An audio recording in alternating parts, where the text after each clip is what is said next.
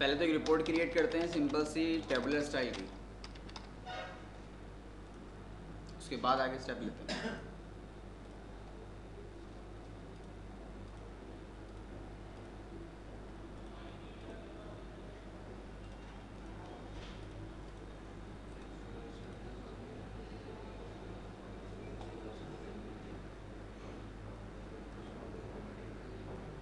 ठीक है जी, ये हमारे पास टेबुलर स्टाइल की रिपोर्ट है।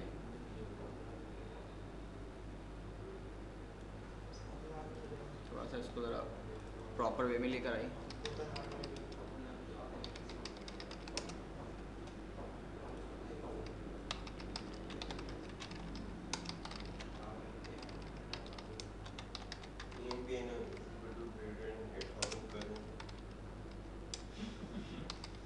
चलें इसको भी देखते हैं, इसमें भी कुछ बचेंगे वैसे अकाउंट।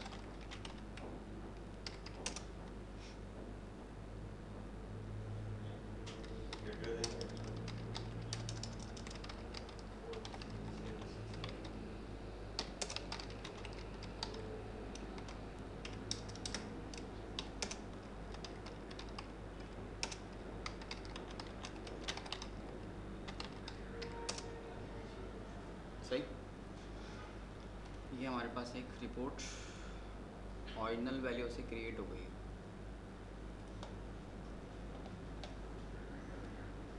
ठीक है जी, वापस आए हम डेटा मॉडल की तरफ, और आने के बाद हमने एक और क्यूरी गेट की। क्यूरी गेट करने के बाद हमने कहा कि सिलेक्ट करवा डिपार्टमेंट नंबर को, कॉमा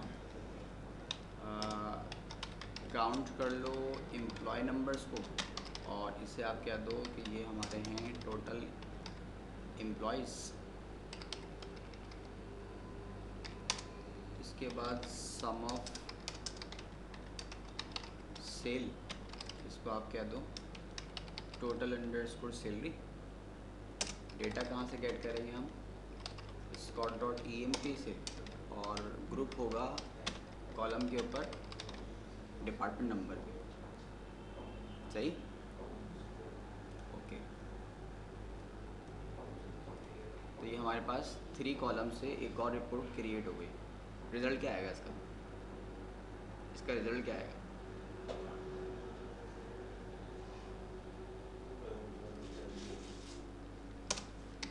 रिज़ल्ट बता सकते हैं क्या आएगा?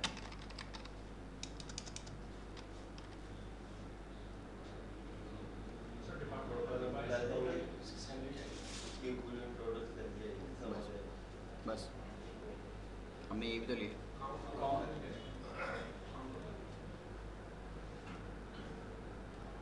Total number of employees of each department and total salaries of each department. Department number 10 में number of employees 3, sum of sal जो भी उसका अमाउंट है। Department number 20 number of employees, कितने एम्प्लॉइज उसके अंदर एग्जिस्ट करते हैं, और उनकी सैलरीज का सम। ये हमारे पास रिपोर्ट की वैल्यू होगी। अच्छा, ये अगर आपको याद है तो हमने पहले डिफाइन कॉलम के ऑप्शन से भी किया था, और उस वक्त भी मैंने इसको भी शो कर दिया था कि इस तरह से हम क्रिएट कर सकते हैं ग्रुप फंक्शन की थ्रू। तो ग्रुप फंक्शन के लिए क्यूरी बिल्डर का ऑप्शन डिफाइन कॉलम अवेलेबल है, वहाँ से भी आप ये स्टेप ले सकते हैं। अच्छा, ये शो करने के लिए आया हम पेपर लेआउट के ऊपर। आने के बाद हमने एक लिया रिपोर्ट ब्लॉक, और रिपोर्ट ब्लॉक लेने के बाद drag and drop. Next, second group हमें शो करना है। नेक्स्ट, फील्ड इसकी हैं department, total employees, total salary. Next, no template, और ये इसका आ गया रिजल्ट। डिपार्टमेंट नंबर 10 में 3 एम्प्लॉयज़ हैं, 9850। डिपार्टमेंट नंबर 20 के अंदर 5 एम्प्लॉयज़ हैं, 12,325। 30 में 6 हैं, 9,875, तकरीबन एक सी है। ठीक है जी। अच्छा, इसी से ग्राफ भी बन सकता है अगर बनाए तो।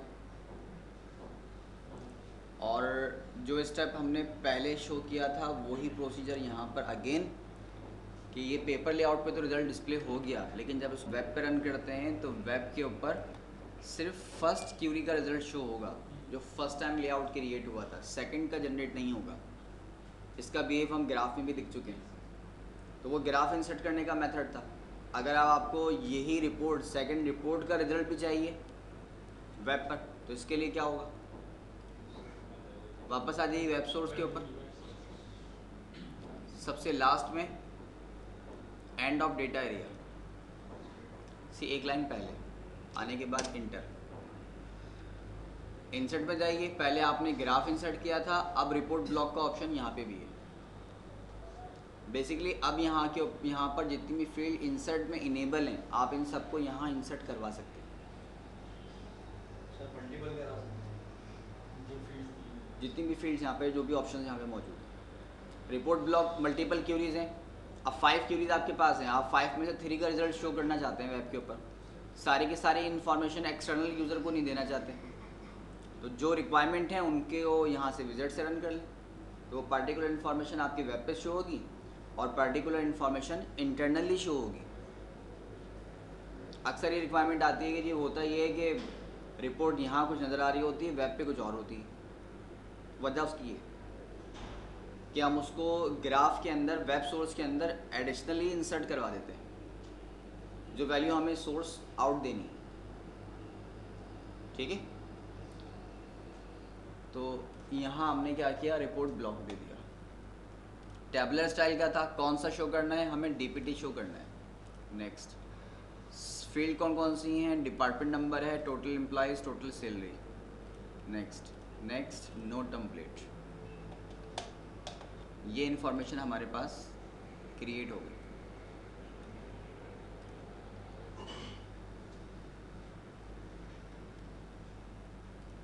वेब सोर्स और वेब के ऊपर ये सेकंड क्यूरी का रिजल्ट भी शो हो चुका है। ठीक है ना, चाहते तो फिर आप इसको उस तरह से भी ले लेते हैं, किस तरह, ग्राफ के थ्रू, ग्राफ से भी हम ले सकते हैं, क्योंकि हमारे पास पेपर लेआउट के ऊपर तो रिपोर्ट ब्लॉक को हम ड्रैग एंड ड्रॉप कर देते हैं, तो ग्राफ पे क्या करेंगे, वेब पे क्या करेंगे, उसको इंसर्ट करते हैं। ठीक है, होता ये है कि जी हमारे एम्प्लॉयज़ हैं, अटेंडेंस ली, हर एम्प्लॉय अटेंडेंस ने, हमने हर एम्प्लॉय को शो कर दी कि जी आज इतने एम्प्लॉयज़ हमारे अवेलेबल हैं, लेकिन ये एम्प्लॉयज़ की अटेंडेंस को ऑनलाइन वेब पे देने की रिक्वायरमेंट तो नहीं है, इसको देने की क्या ज़रूरत है। जो एक्सटर्नल यूज़र है उसे क्या ज़रूरत है कि वो हमारे एम्प्लॉयज़ की अटेंडेंस देखे या हमारे इंटरनली प्रोसेस के अंदर इंटरफेयर करे। हाँ, वो ये देखना चाहता है कि जी हमारे गुड्स कौन कौन से हैं, हमारे गुड्स के आइटम कोड क्या है, आइटम कोड से एक्सेस कर ले, उसकी प्राइस लिस्ट क्या है, हमारी सेलिंग पॉलिसी क्या है कि इतनी क्वांटिटी पर इतना डिस्काउंट होगा, इतनी क्वांटिटी पे इतना डिस्काउंट होगा, ये पेमेंट का मोड है, तमाम तरह इन्फॉर्मेशन। तो वो तो ऑनलाइन चाहिए आपको, जो ऑनलाइन चाहिए वो वेब पे चाहिए होगी। और जो इंटरनल पर्पज़ है, इंटरनल पर्पज़ क्या होता है, अक्सर ऐसा है बाज़ कंपनीज़ के अंदर कि जी आपने अटेंडेंस आज शो की, वो अटेंडेंस आपकी अवेल हुई नहीं हुई, वो आपको कुछ देर बाद या अटेंडेंस का टाइम ऑफ होने के बाद आपको मेल कर देंगे। तो आप अपनी मेल पे देख लें कि आज मेरी अटेंडेंस आ गई है या आ गई, और आज टोटल कितने एम्प्लॉयज़ हैं, वो इंटरनली इन्फॉर्मेशन जा रही होती है। तो वो उसका ताल्लुक सिर्फ और सिर्फ इंटरनल प्रोसेस के लिए, आउट गोइंग के लिए नहीं है। जो आउट गोइंग है उसको वेब पे शो करते हैं, जो नहीं है उसको सिर्फ और सिर्फ इंटरनल के लिए ही रखें। तो अब तो आपके पास टोटल कंट्रोल आ गया, जो चाहें इंटरनल शो करें, जो चाहें एक्सटर्नल शो करें। अब भाई मुझे अगर सिर्फ ग्राफ ऑनलाइन शो नहीं करना, तो आप सिर्फ यहाँ से एक ग्राफ लेके ग्राफ को ड्रॉ कर दें, तो वो सिर्फ इन मोड के अंदर होगा,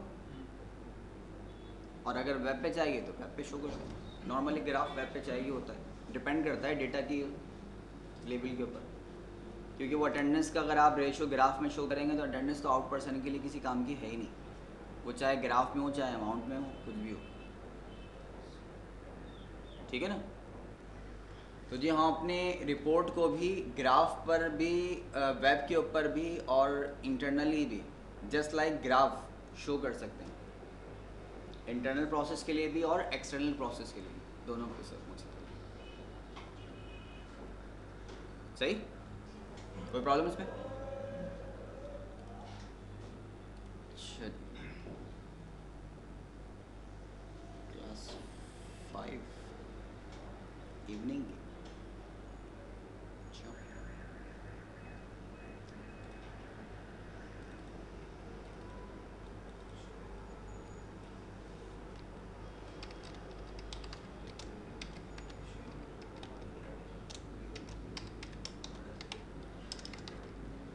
on web.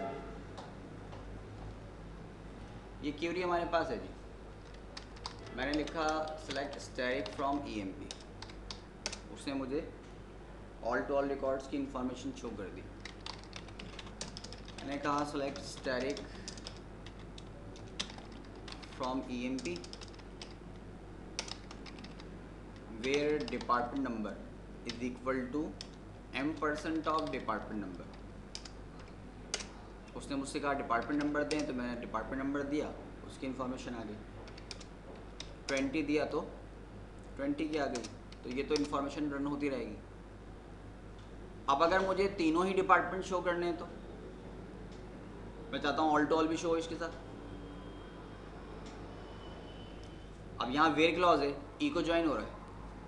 Department number is equal to m% of department number. जो भी आप डिपार्टमेंट असाइन करेंगे एट अ टाइम 1 उसको फैच कर देगा ये।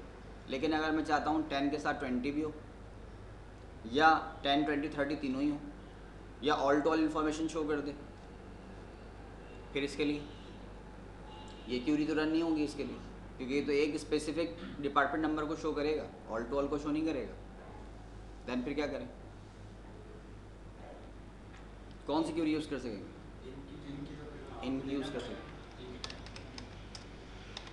इनके लिए मैंने कहा department EMP where department number in जी। अब मैं अगर 10, 20, 30 यहाँ दे देता हूँ तो ऑलवेज 10, 20, 30 ही देगा वो। अच्छा, दूसरा ये है कि चलें मैं और भी ट्राई कर लेता हूँ। m% of department number 1, m% of department number 2 और comma m% of department number 3। Must inter करनी पड़ेगी। डिपार्टमेंट नंबर 10 भी मांग रहा है आपसे, 20 भी ले रहा है, 30 भी ले रहा है, सारे रिकॉर्ड शो हो गए। लेकिन अब मुझे सिर्फ और सिर्फ 10 शो करना है, तो मैंने कहा डिपार्टमेंट नंबर 10, तो वो कह रहा है 20 भी दो। अब मैंने अगर इसको नहीं लेना, मैंने कहा चलें छोड़ दें इसको।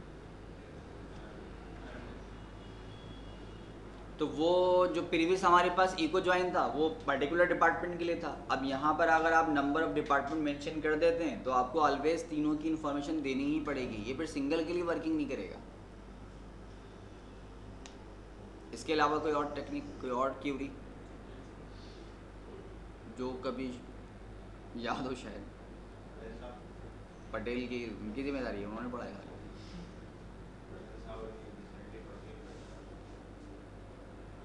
पूरा नाम क्या है आपका? अतीक। और ये पटेल क्यों कहते हैं? अच्छा, फैमिली नेम।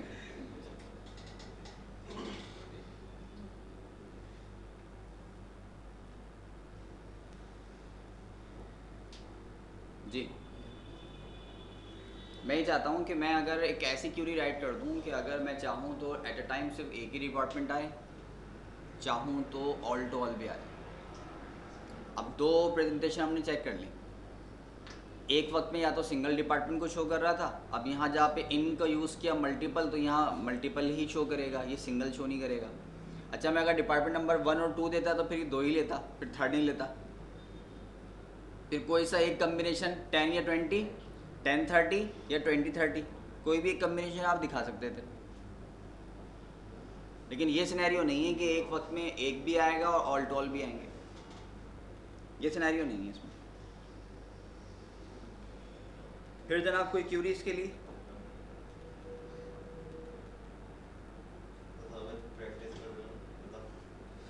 चलें,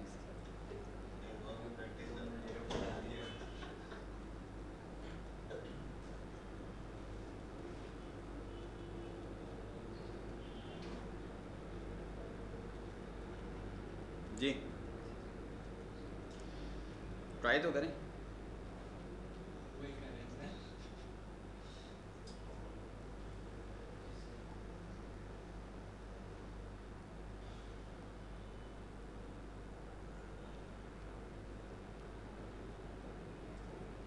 दोनों का कम्बिनेशन चाहिए असल में, क्योंकि सिंगल वे तो हमने पहले देख लिया, मल्टीपल्स के लिए ये ज्वाइनिंग देख ली, लेकिन वो किसी भी एक डायरेक्शन में ही वर्किंग करेंगे, हमें चाहिए दोनों।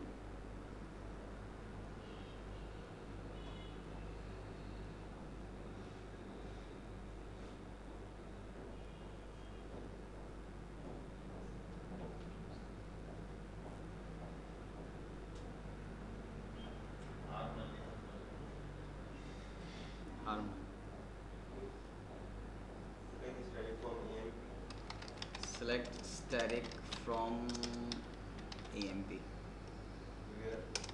Where? DPTNO. In bracket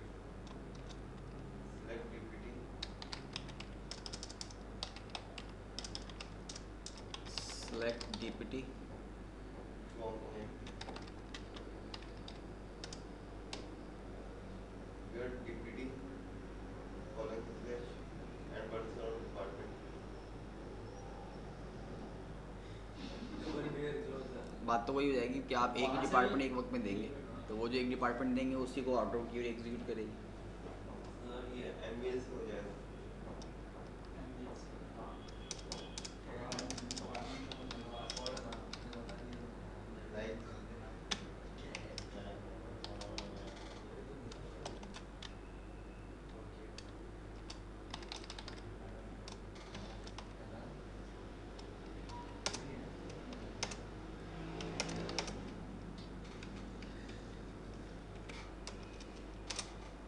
कह रहा डिपार्टमेंट नंबर, मैंने कहा 10, डिपार्टमेंट नंबर 20,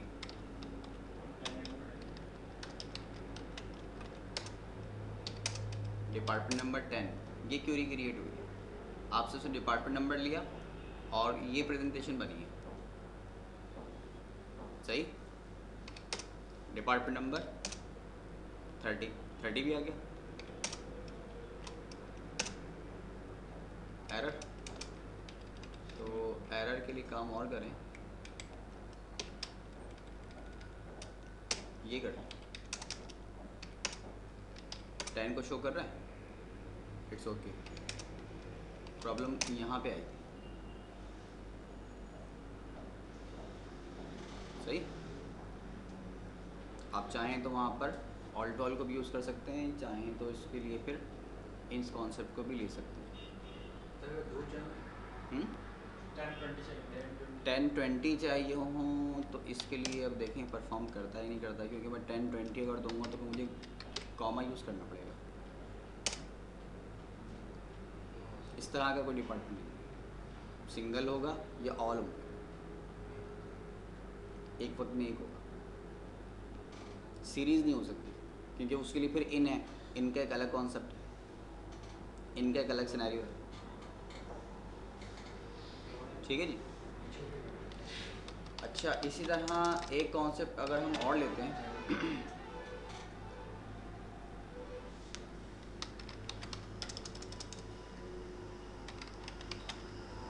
ने कहा कि select department number comma D name from DPT. D name तो डीपीटी में है ना,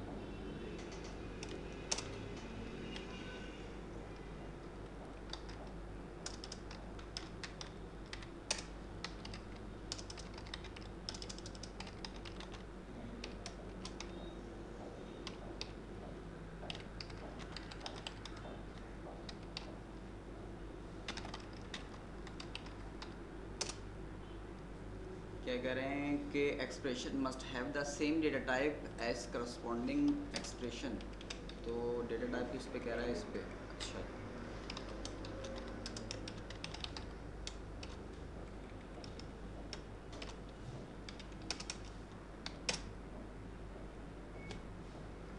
ये इन्फॉर्मेशन आ गई यहाँ बस,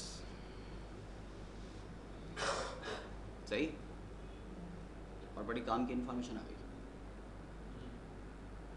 काम की इसलिए आ गई कि ये एक तो आपको ये ऑल शो कर रहा है, ऊपर से डिपार्टमेंट नंबर की लिस्ट शो कर रहा है।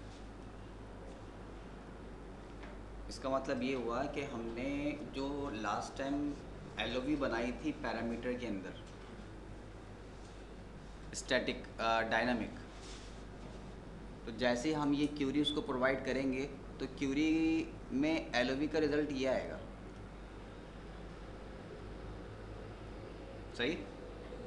अच्छा, एलओवी का बिहेव हम लास्ट टाइम देख चुके हैं। क्या बिहेव था कि जो फर्स्ट कॉलम है वही हमेशा रिटर्न होता है एज अ साइनिंग के लिए, कंपैरिजन के लिए। तो फर्स्ट कॉलम में तो ये वैल्यू रिटर्न होगी, और जब ये वैल्यू रिटर्न होगी तो अगर मैं परसेंट दूंगा तो परसेंट के लिए, इसका मतलब ये है कि वही एक query all to all department की रिकॉर्ड्स को शो करेगी। और अगर आपके पास डिफरेंट हैं तो मैंने अगर 10 सेलेक्ट किया तो डिपार्टमेंट नंबर 10, 20 है तो डिपार्टमेंट नंबर 20, 30 है तो 30। आप उस एक LOV की मदद से ये तमाम तरह इंफॉर्मेशन गेट कर सकेंगे। समझे बात को? ये सब कुछ करने का मकसद हमारा ये था कि हम वहाँ पे जो डिपार्टमेंट नंबर के LOV बनाते हैं तो वहाँ पर हम इस क्यूरी की बेस पर एक LOV क्रिएट करेंगे, और वहाँ से फिर जब हमारे पास ये ऑप्शन आएंगे ऑल रिकॉर्ड के, अकाउंटिंग के, रिसर्च के, HR के, तो जो भी आप अगर ऑल रिकॉर्ड कहते हैं तो वो ऑल रिकॉर्ड शो कर देगा। 10, 20, 30 एज पर रिक्वायर्ड जिसको आप सेलेक्ट करेंगे वो उसको रिटर्न कर देगा। क्योंकि यहाँ से रिटर्न क्या होगा, फर्स्ट कॉलम, और फर्स्ट कॉलम की इन्फॉर्मेशन ये है।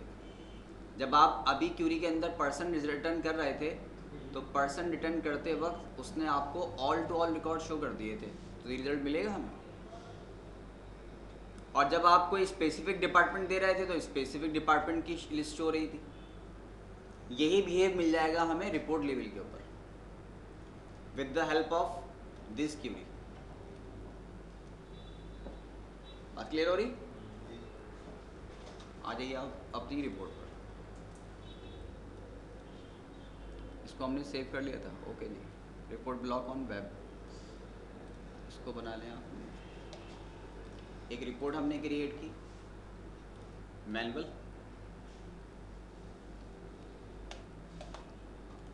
SQL statement. यहाँ हमने कहा कि select static from EMP where department number like single quote M% single pipe sign colon P_DPTNO।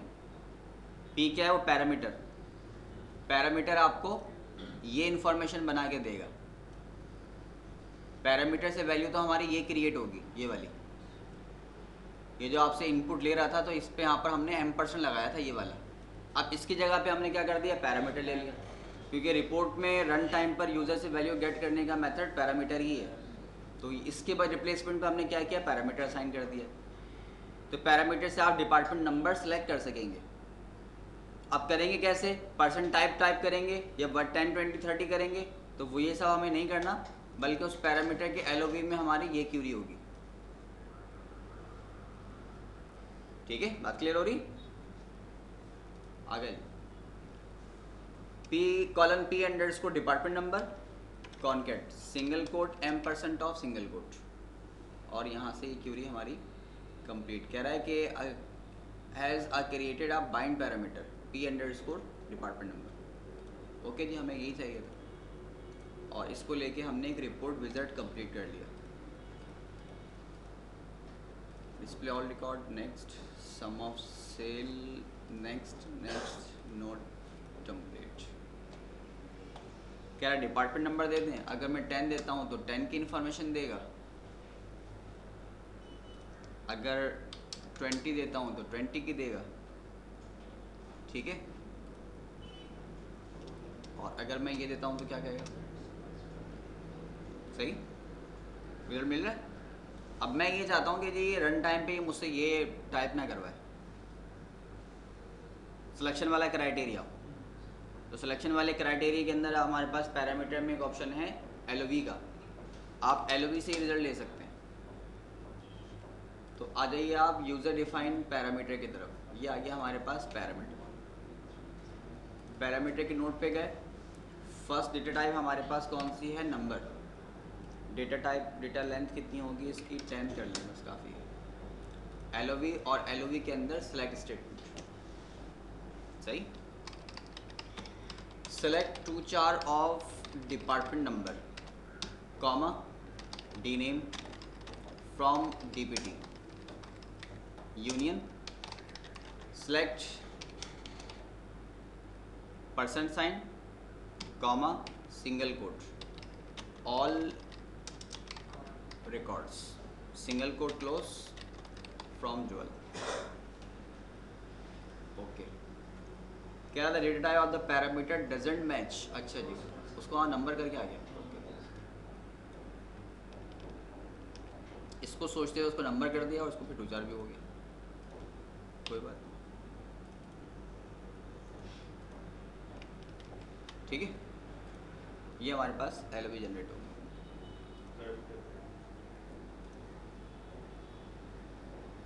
सही, ये क्राइटेरिया हमारे पास, ये रिजल्ट है।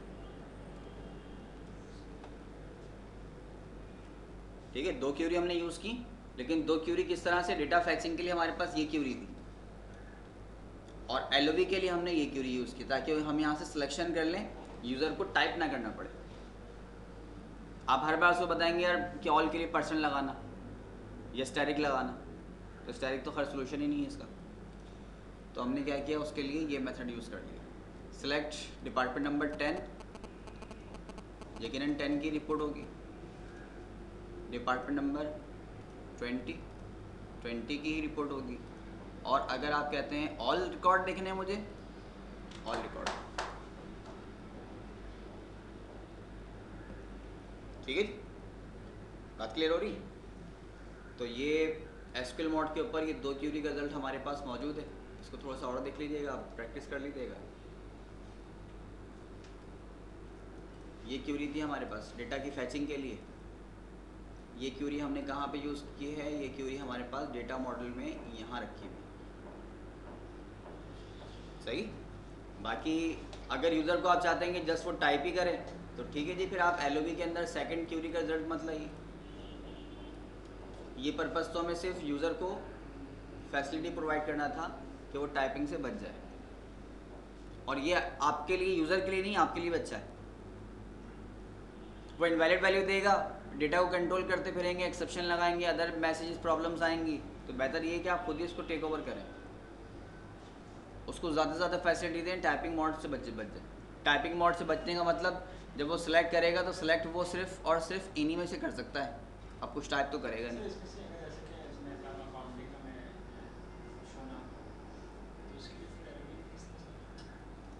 अकाउंटिंग का डिपार्ट शो ना करें, ये कह रहे हैं।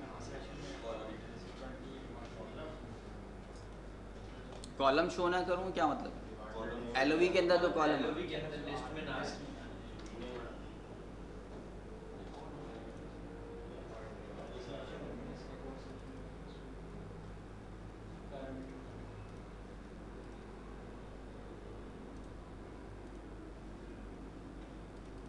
LOV।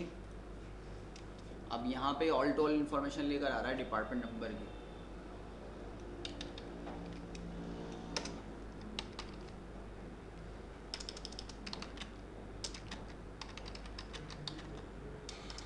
अब इनका ऑप्शन दे दें, या एक ही मना करना है तो नॉट इन डिपार्टमेंट नंबर 10।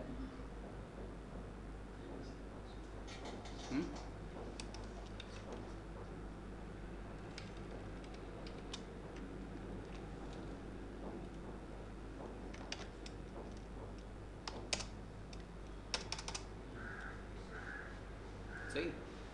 अब अगर एक ही देना है तो फिर मैं कहता इन, तो इनमें तो मुझे 10 भी देना पड़ता, 20 भी देना पड़ता, 30 भी देना पड़ता, फिर परसेंटेज भी। तो बेहतर ये जब एक ही को हटाना है तो फिर उसी को यूज़ कर लें आप, नॉट इन के साथ। तो ये रिजल्ट हमारे पास है। ओके,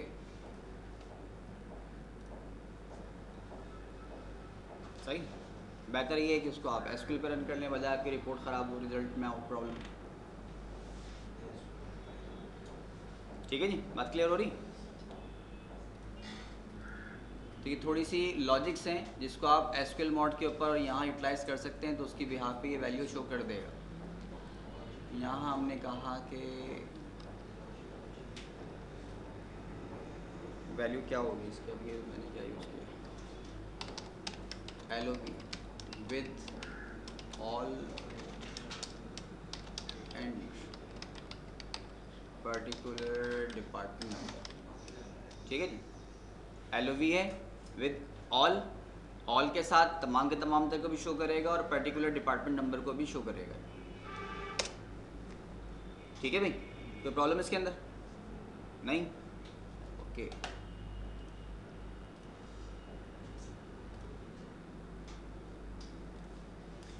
नई रिपोर्ट की जानी बातें जी, एक और नई रिपोर्ट हमने क्रिएट की मैनुअल बेसिस के ऊपर, और इसको हमने कहा कि सेलेक्ट स्टेरिक फ्रॉम ईएनपी के साथ। ये बेचारी वो शरीफ तरीन क्यूरी है जो हर बार चलती ही चलती है।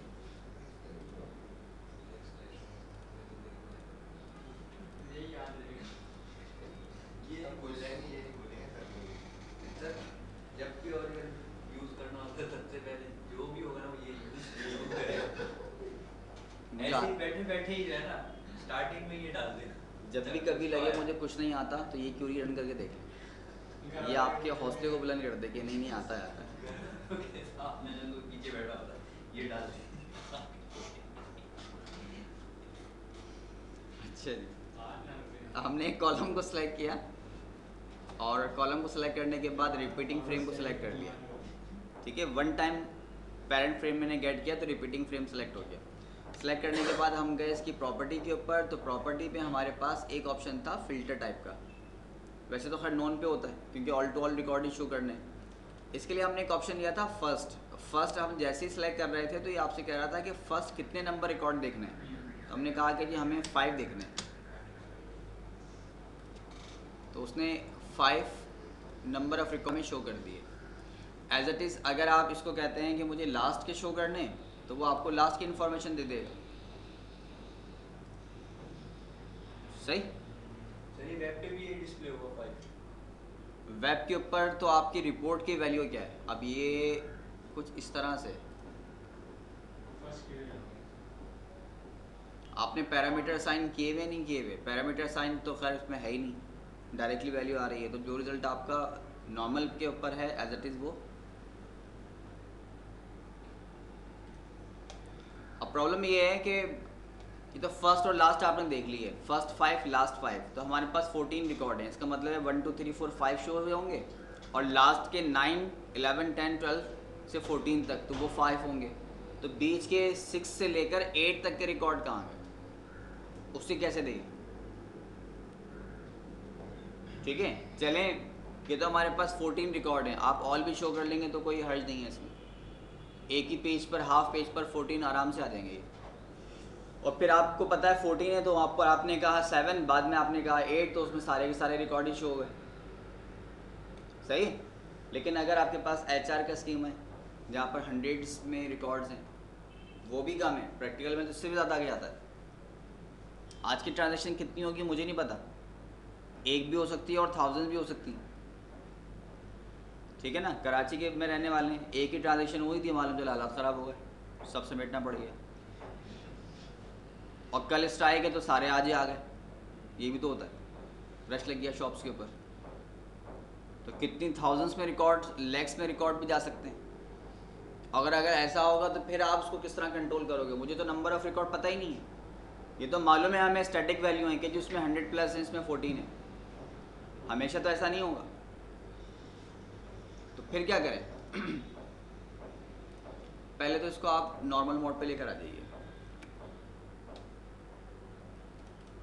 नॉन पे। सही।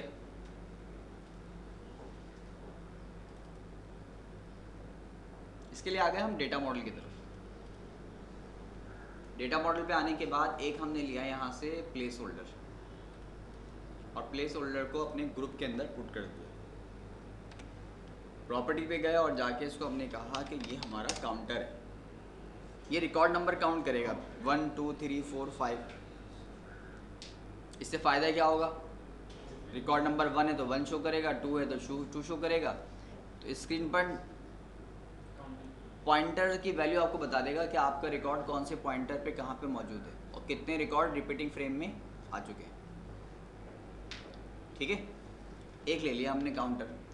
काउंटर लेने के बाद हम आए डेटा मॉडल पर, और यहाँ पे आने के बाद यहाँ हमने लिया यूज़र पैरामीटर और 2 पैरामीटर क्रिएट कर लिए। फर्स्ट पैरामीटर पे गए और पैरामीटर की पोजीशन पे जाकर इसे हमने कहा कि ये हमारा है P_start और ये हमारा है P_end। आप यूज़र को बताएंगे कि मुझे रिकॉर्ड नंबर 1 से देखने हैं और 6 तक चाहिए, तो स्टार्टिंग पोजीशन क्या होगी 1 और एंडिंग पोजीशन क्या होगी 6। तो ये सीरीज कोई भी हो सकती है। आपको 900 से रिकॉर्ड देखने और 950 तक चाहिए, तो स्टार्टिंग 900 होगी, एंडिंग 950 होगा। कोई सा भी सीक्वेंस के अंदर हो सकता है। अब आप वो फर्स्ट और लास्ट के पोजीशन पर स्टैटिक वैल्यू पर मौजूद नहीं है, फ्री हैंड है, जहाँ चाहें वैल्यू शो कर सकते हैं, जिस लेवल पे चाहें वो आपको पॉइंट पे लाके खड़ा कर सकता है, आप रिकॉर्ड्स को शो कर सकते हैं, देख सकते हैं। ठीक है, बात क्लियर हो रही? चलिए,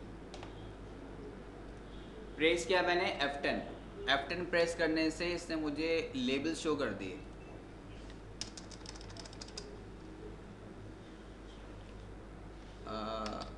क्या दें इसको, स्टार्टिंग रिकॉर्ड नंबर,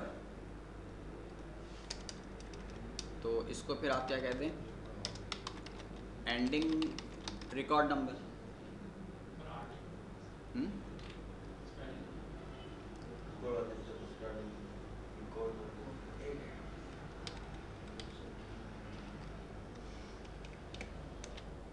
सही, ये कह रहे थे।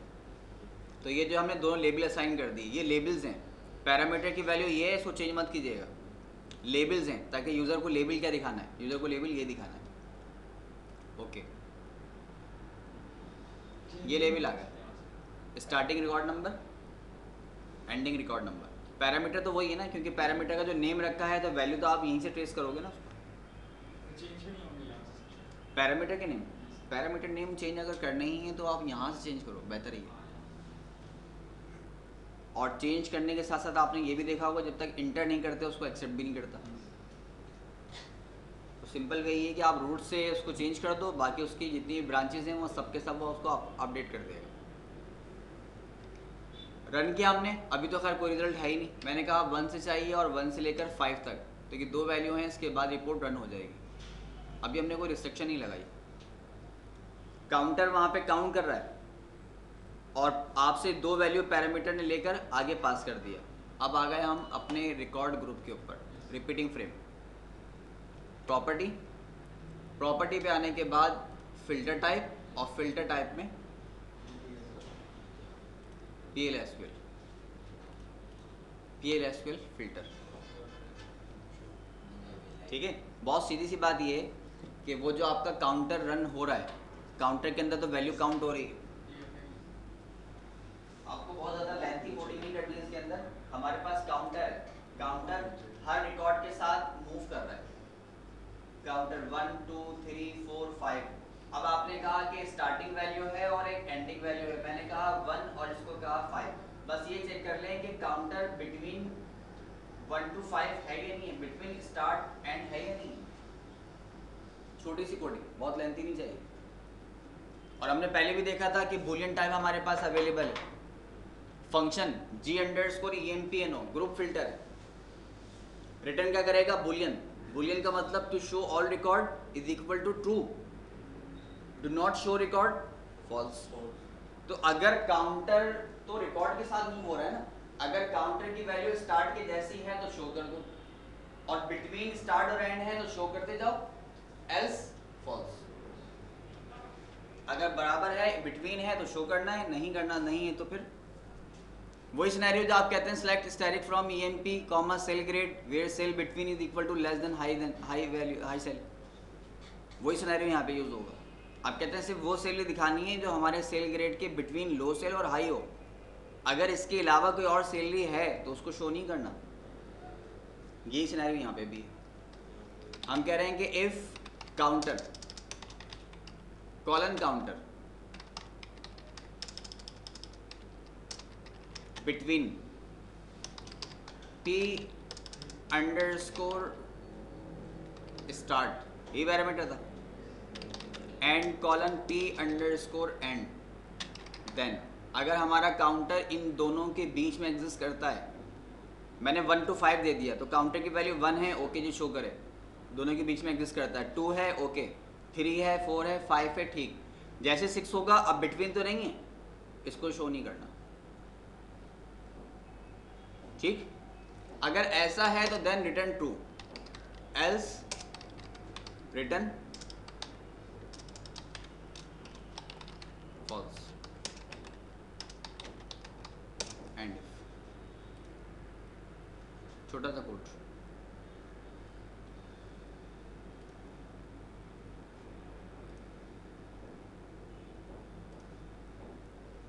वन को शो करे और वन के साथ मैंने कहा कि 5 को शो करे,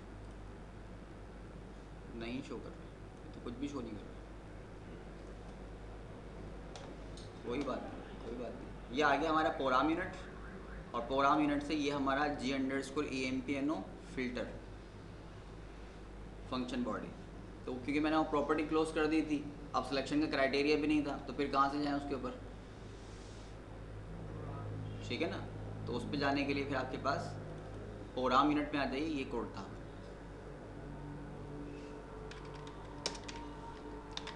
वजह सिर्फ ये होगी इसकी कि काउंटर कॉलन इक्वल टू, वो नल का इशू है।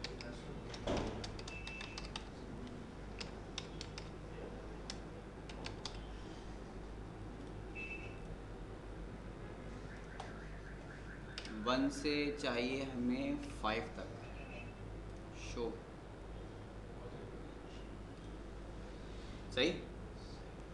स्मिथ से लेकर मार्टिन तक शो कर रहा है ये कौन सा है, 5 है। तो मैं अगर 5 को भी इंक्लूड करूंगा तो मार्टिन से स्टार्ट करेगा।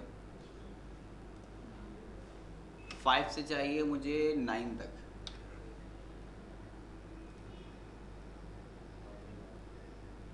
कहाँ तक आ गया, किंग तक। तो ये कौन सा था, 9। अब 9 से 14 लूँगा तो एंड तक जाएगा, तो किंग को भी इंक्लूड करना चाहिए इसमें।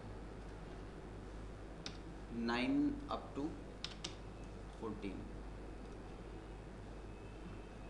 किंग से स्टार्ट किया और मिलर। अब ये आपका पूरा कोड, पूरे रिकॉर्ड आपकी ग्रिप में मौजूद हैं कि आप जहाँ से चाहें, जहाँ तक रिकॉर्ड शो करना चाहें कर सकते हैं। नंबर ऑफ़ रिकॉर्ड आपको पता है कि मेरे पास 14 है, तो फिर 1 से स्टार्ट करो और 14 तक लेके जाओ, all to all record show, सही।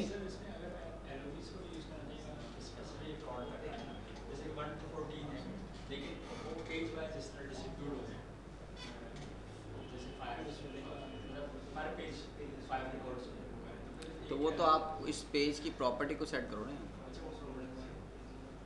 यहाँ से मैंने इसको रिपीटिंग, उसके लिए ताल्लुक नहीं, आप तो शो करना चाहते हो ना मैक्सिमम रिकॉर्ड पर पेज, 5 कर दो।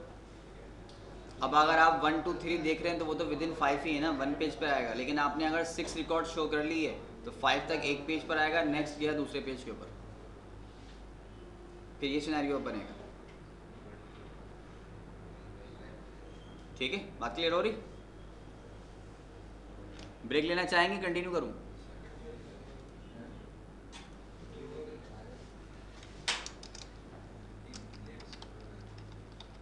ज़्यादा नहीं पड़ा था, बढ़िया है।